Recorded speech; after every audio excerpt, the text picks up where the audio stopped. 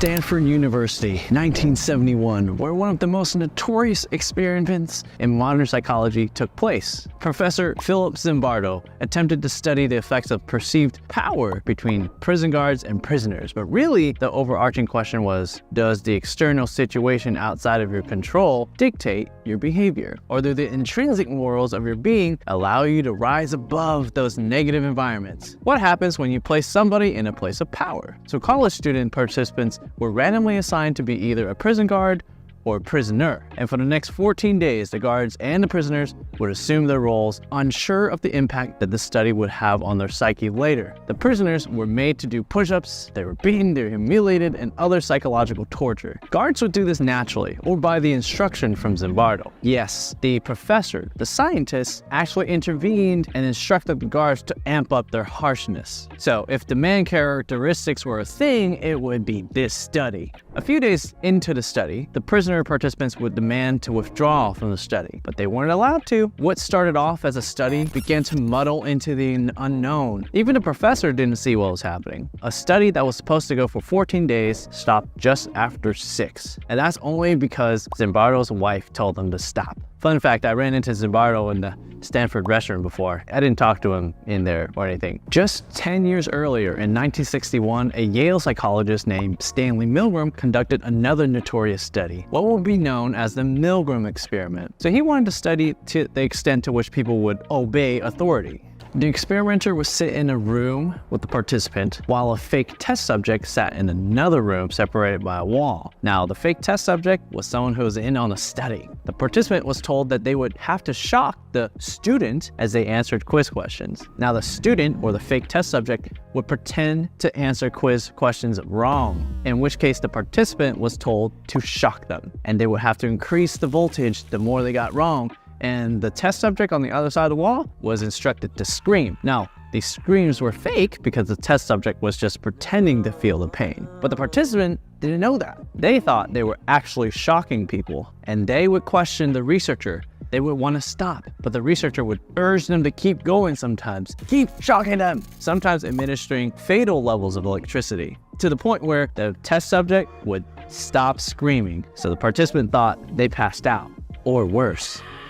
So why do I share these two stories with you? Well, because in the first study, participants wanted to stop, but they weren't allowed to. And the participants were not debriefed until years after the experiment was finished. There's a lack of informed consent because they didn't know what was involved in the study. And finally, there were demand characteristics where guards would act the way that the researcher wanted them to act, which ain't badass research to me. That's just bad research. In the second experiment, the Milgram experiment, participants were exposed to extreme emotional stress and inflicted insight, where a participant realizes a deep flaw about themselves. And despite fully informed consent, the experimenter didn't ensure the well-being of the participants. I'll leave you with one more example that was a bit more recent. In 2014, Facebook ran a massive psychological experiment on 700,000 users without them knowing. They manipulated people's news feeds to either contain more or less negative content and assess whether that affects people's emotions. Any lab could tell you that, oh duh, of course it does. Why do you need to run a study to find this? Just do some secondary research. Like, what was the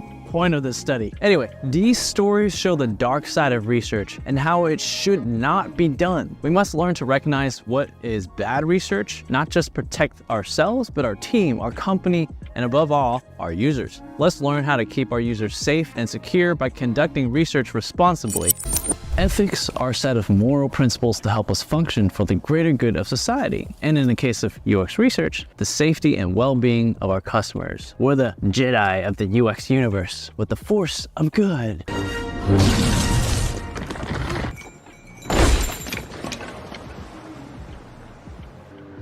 I couldn't find a lightsaber, so this is it. Why do we need ethics though? Apart from defeating unethical Sith Lords, to promote truth by prohibiting the falsifying or misrepresentation of data, uphold respect, health, well-being, and safety of people, and to protect your ass, your company's ass, and our users' entire being. If you come from academic research, you'll be familiar with the Institutional Review Board, or IRB. Biomedical human behavior research in academia, IRBs exist to ensure research methods are ethical. Their job is to analyze the risk-benefit of studies and determine what to approve or reject. They make sure appropriate steps are taken to protect the rights and welfare of human participants. Many people ask what resources there are to learn about research ethics, and unless they come from an academic research background, most UX researchers don't know because nobody teaches this stuff. So I'm gonna teach you some today. The Belmont Report, 1974, was created because of an infamous study called the Tuskegee Syphilis Experiment, which involved recruiting Black Americans to study syphilis and test out different treatments on them. It was a cruel study, and it's the reason why we have strict ethical principles for research today. The Belmont Report would eventually be replaced by the American Psychological Association's Ethical Principles of Psychological and Code of Conduct. Oh my goodness. Oh my goodness. Long name, I know. And in summary, there are 5 golden rules: respect for personas, beneficence, justice, fidelity and responsibility, integrity. So let's talk about each one. Respect for personas means we protect the autonomy of all people and treat them with courtesy and respect, and allowing informed consent. We must be truthful and debrief participants if we ever use deception. Beneficence means do no harm, while maximizing benefits for the research project and minimizing risk to the participant. Justice means we ensure reasonable, non-exploitative, and well-considered research procedures that are administered fairly and equally, the fair distribution of costs and benefits to potential participants. Fidelity and responsibility refers to establishing trust for the study and taking responsibility for any repercussions that may occur. And last but not least, integrity. I've had a manager who used to omit bad data to make herself look good. Well, all that does is hurt the users in the end. I'm sorry. Oh, that's okay. I think I kind of had that coming.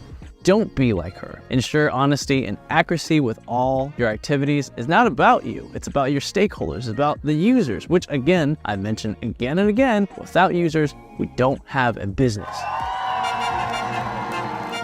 So we better be good to them. We must follow these guidelines. This isn't a choice. We have to. This may be new to some of you, so keep this close, print this out, and frame it on your wall. That's how important this is. And I just hope more UX researchers will treat this as part of the core curriculum of being a researcher.